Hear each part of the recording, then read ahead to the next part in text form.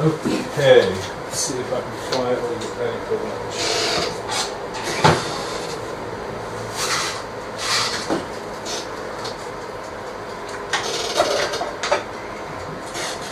Sundays at 12. What's that? Sundays at 12. Oh, okay. And Monday I work in the morning. I've got this operation thing. Operation thing? Yeah. What's that all about? Had to help me with the telephone. Oh, it helps. Yeah. Thank you. And maybe I'll be on my Tuesday, I'm not too sure. Oh, it's like an outpatient, have to stay overnight? No. Oh, good. They'll let you go. With the shin.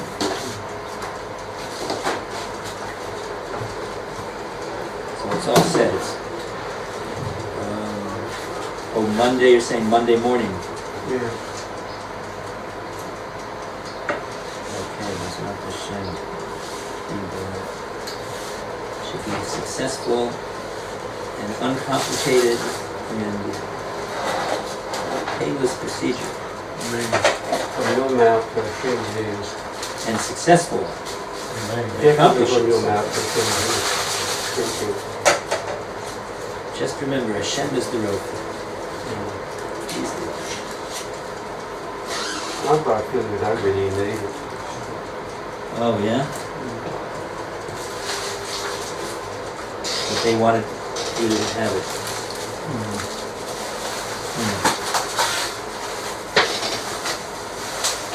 You have someone good doing it. Praise Hashem. Oh, whoever's on duty.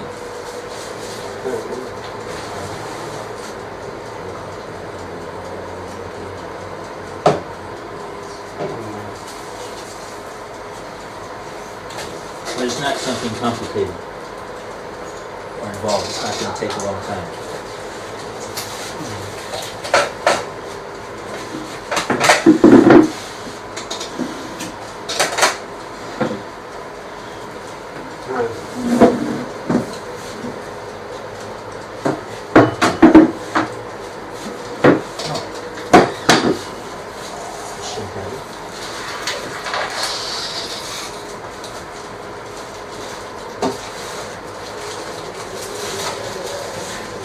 Got my hummus.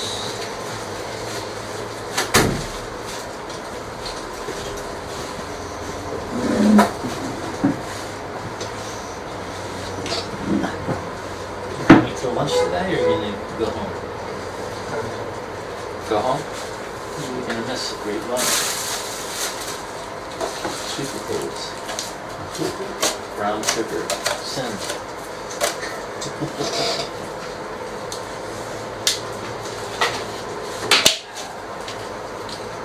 Do you think we're going to have the documentary show today? About 6:30? That time yesterday. I have a appointment, but I think I'll be able to make it. I've been the only one for a while. Pardon? I've been the only one for a while. Oh, yeah, because Alan's got his neurolepsy. Is it neurolepsy? Whatever it is he has. Yeah. He came to the burners. Right, yeah, I missed that also.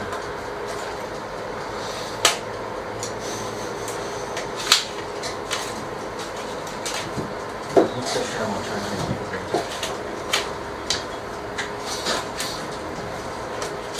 I'll give you a call if I can get through to you. Okay, I appreciate that. If I remember to turn my phone on.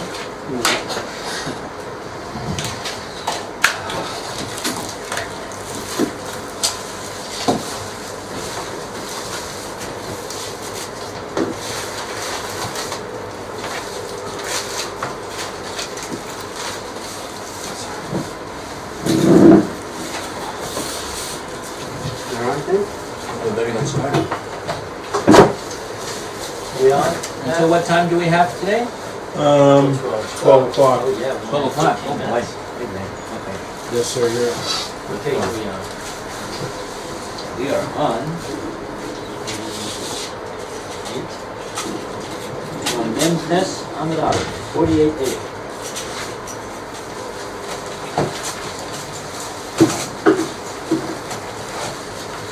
We'll do what we did yesterday with Phil.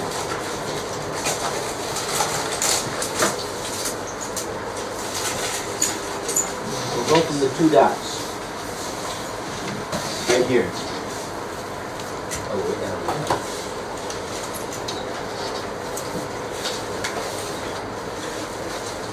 Hahi Isasa. What's the first word?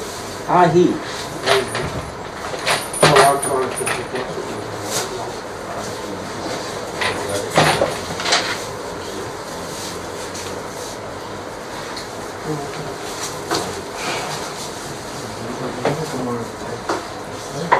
Okay. So, who wants to read? Okay, I'll read. Hahi Isasa, the Alta, the Alsa, the Mefa, the Haku, Besa. There was a woman who entered a house to bake. To bake. The Mefa is today.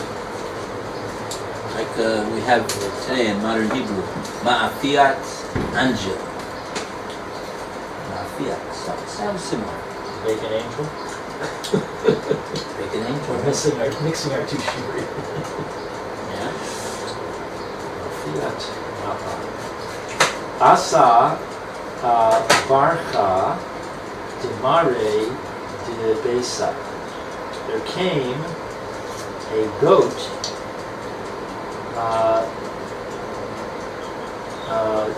of the homeowner Right. to the house.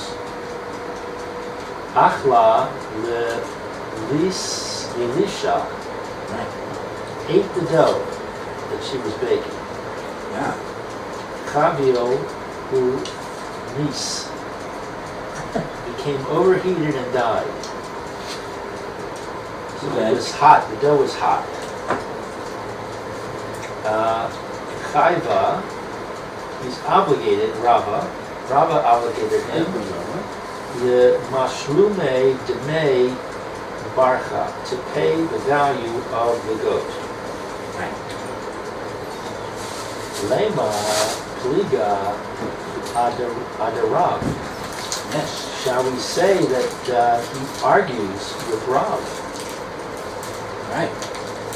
Damar Rav, that Rav said, Havya la shelo tochal.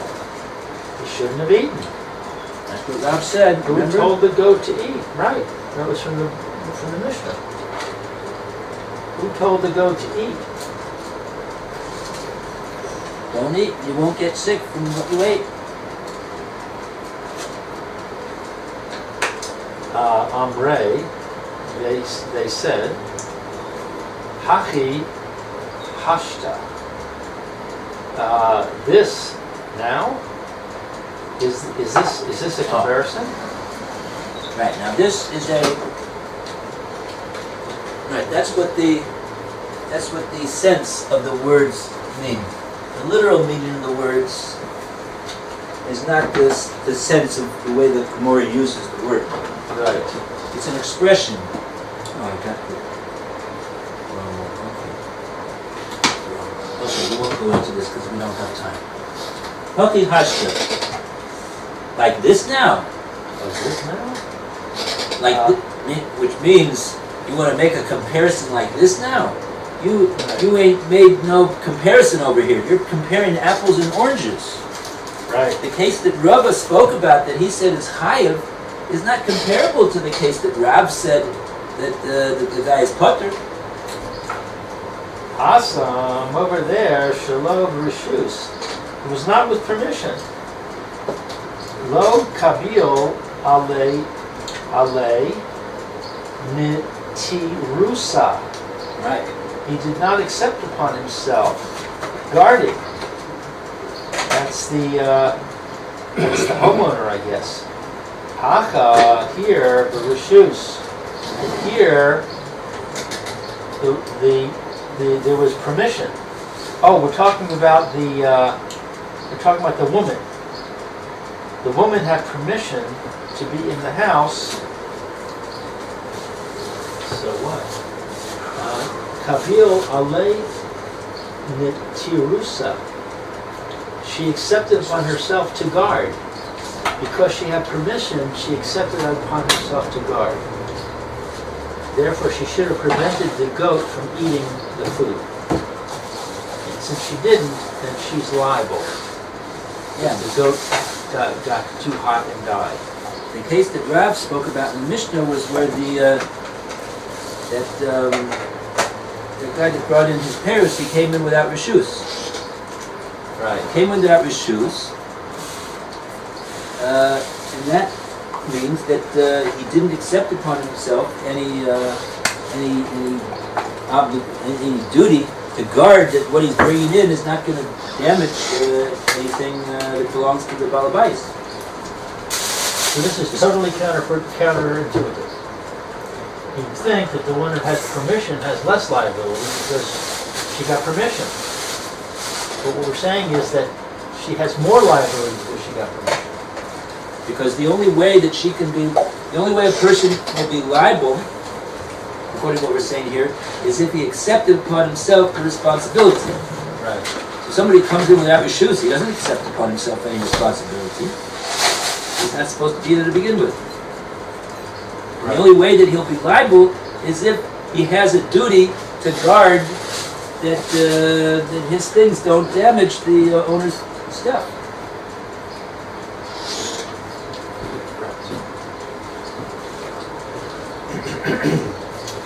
Umashna, what's the difference? Me ha'isha, from the woman, she nichnesa, that she entered, likhon chitim, to bake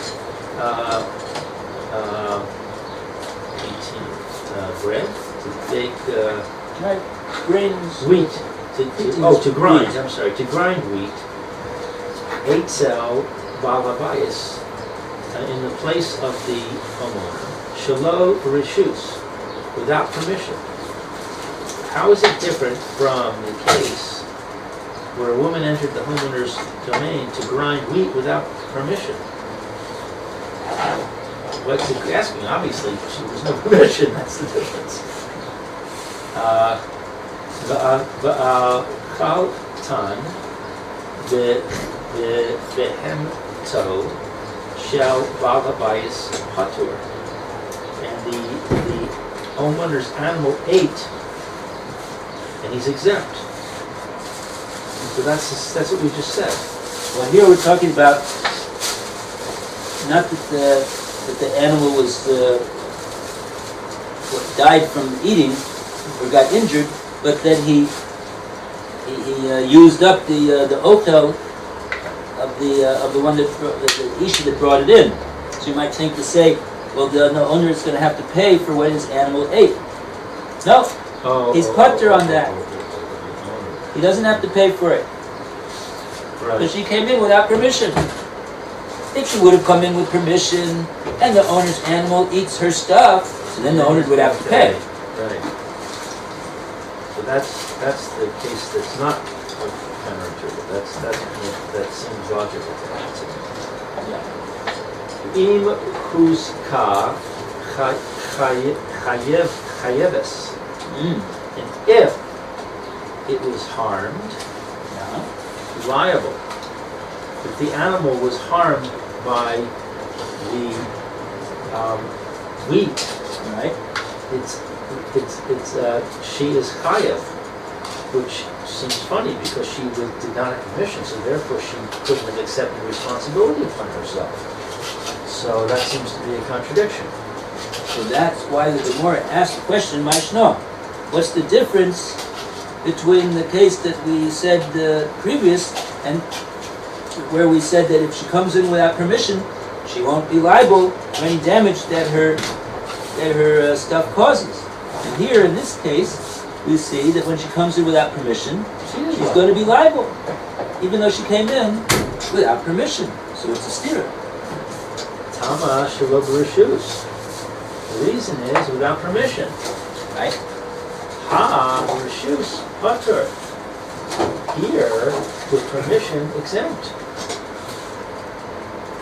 So we have one case with permission, chayiv, and one case with permission, patur.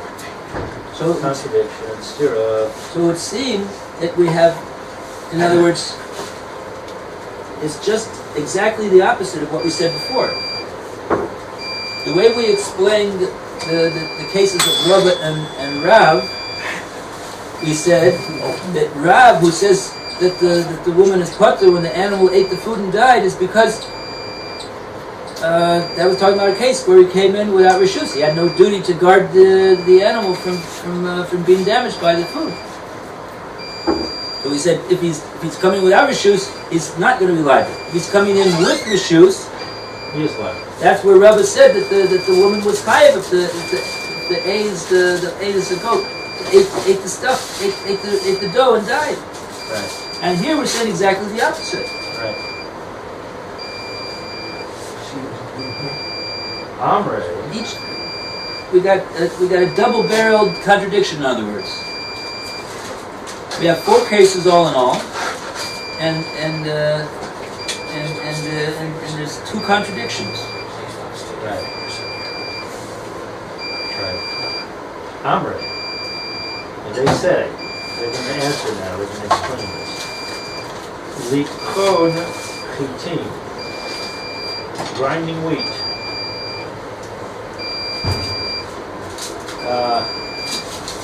Kevan, below Baya, since there's not a problem, Tzini Usa, with snus, midi,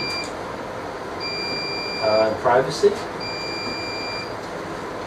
Even the low boys use the midi, since the matter of the woman coming in to grind wheat doesn't require. Lo boya means it doesn't need. Right. Lo boya sniusa. She doesn't need privacy, midi, at all. At all, midi is at all, I see. Doesn't require any privacy at all. Lo boye misalke marvasa dechatzer nifshaihu. It's not necessary to remove from the courtyard themselves. Marvasa is is referring to the master. The master. The master of the chutzner doesn't need to remove himself from the chutzner. He could walk in there while this woman is grinding wheat. And therefore he can watch the animal. And therefore he's going to be put on him a responsibility to watch the animal from getting damaged by her wheat. Okay. The va'ale di day ramei nitirusa. Right. And guarding rests upon him. Right. Okay. Aval lemefa, but with baking. Kevan did ba'aya, since that there is a problem, the problem there is nitzi usa, with privacy, with snus. There's a problem with privacy when you're baking as opposed to grinding. There's a need for it. Baya here doesn't mean problem, it means a need. Right. Here, again, remember, we're talking in Aramaic, we're not talking in Hebrew. Okay, I see. So the footnote says because she rolls up her sleeves when she's kneading the dough. Okay, got it. That's interesting. So you don't have to roll up your sleeves when you grind, but you have to when you bake. Interesting. Mar vaisa de chatzer misalke naf shaiku. Yeah, I don't understand that so much either. What? Why does she have to roll up her sleeves when she's baking? Oh, but it's kneading. When she's kneading. Kneading. Because Okay, the but- sleeves will get in the way of the Because dough. she goes into the dough. You need to have, otherwise the dough and the sleeves will get mixed up with each other. But it would seem she could roll it up, to here, Still not have to roll it up above the elbow. Not enough, huh? So the implication, Must so be a baker. the Gemora just said that she's going into bake. Not for Schneer. It didn't say that she was going into knead, but that's what the Gemara is saying. The kneading It's is part of the baking. is you do the kneading before the baking. Right. She doesn't bring it in already kneaded. She goes in to knead it there, and then she puts it in the oven. So she's going in to she's going in to bake. That means it includes that she's going to go in there and knead it, and then when it's kneaded, then she's going to put it in the oven. She doesn't need to roll up her sleeves when she puts it in the oven, but she needs to roll up the sleeves when she's doing the kneading.